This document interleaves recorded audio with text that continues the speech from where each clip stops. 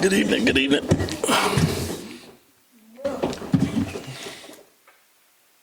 What you got? Questions?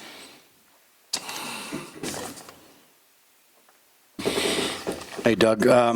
Real good start for you guys in that third quarter. What'd you see there? What happened?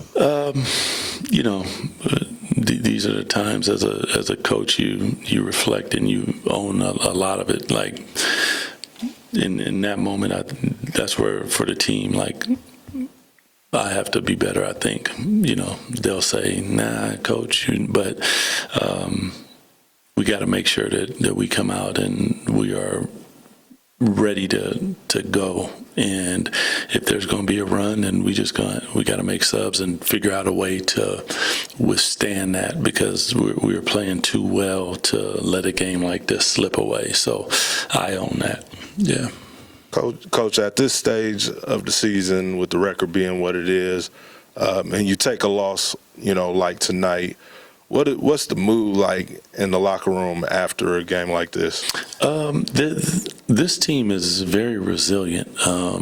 We got some veterans. We obviously got some young guys, and they watch and see. I talk to my young guys quite a bit.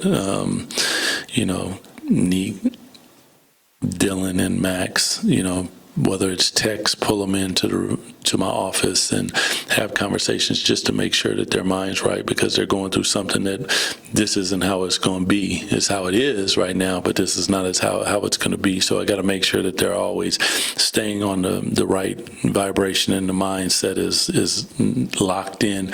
As far as the veterans, they've been through a lot of different things, so the resiliency that you see in them is high level. So you don't expect anything different than they let that go, come out the next game, and that's how you can also go on a 4-game winning streak. Coach Christie, you did talk a little bit about Toronto and how they would approach this game, and they did just that. What was your thoughts about what they were doing in the third quarter when they shot 73% from the floor? They got out in the open court. Got some layups. We turned the ball over.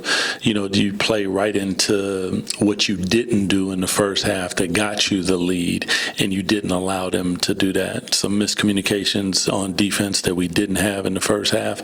And when you give a team like that, all of a sudden the ball starts going in, because they get a little bit of confidence. They see it go in, and then guys start making shots. Yep. Doug, we've seen a lot of rookies come into this league and want to work on the areas of their game that they know need work. It seems like Dylan knows exactly what he is at the NBA level and really plays to those strengths. How valuable is that to have a rookie that's so confident in who they are as an NBA player? Well, first and foremost, I think that sometimes in today's basketball, it's like, even though a guy might not be a quote-unquote shooter, it's like, shoot the three. But that's not necessarily their game and what they do. And I personally think that you allow them to do the thing that they do, and then you develop them, and then never lose the thing that got you here.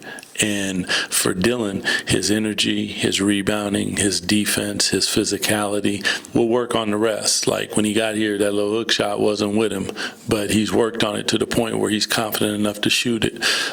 Even catching the ball in the pocket and coming to a jump stop and spraying, that wasn't something I don't think that was necessarily part of his repertoire. But we work on him with all those different things, and I think that you see that. But the confidence comes from doing the thing that he does.